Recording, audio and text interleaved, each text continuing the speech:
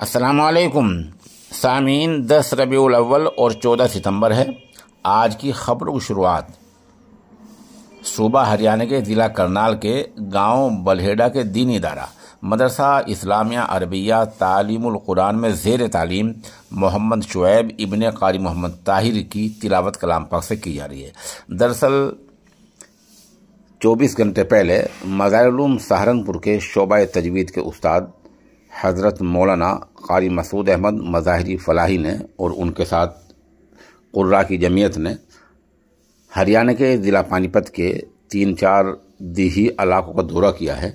اسی دورے میں یہ لوگ گاؤں بلہیڑا کے دینی مدرسے میں گئے ہیں، جہاں چند بچوں کلام پاک سنا، اطمینان کا اظہار کیا اور ماشاءاللہ اس بچہ کلام پاک بھی سنا جس کی ہم تلاوت پیش کر رہے ہیں۔ دورے میں ان کے ساتھ مولانا محمد عارف اور ادارے محتم صاحب مولانا محمد راشد، قاری مدثر، قاری قربان اور دوسرے علماء اور قراء حضرات موجود رہے۔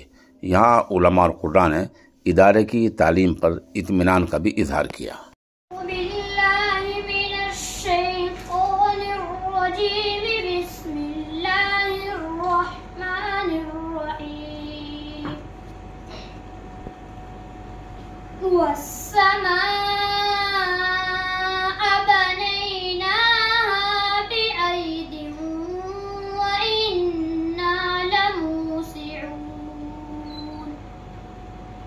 والأرض فرشناها فنعم الماهدون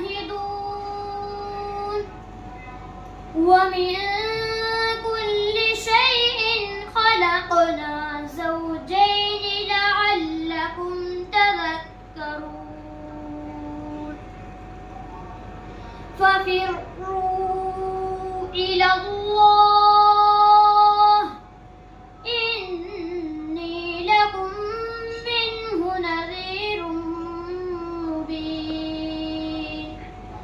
كذلك ما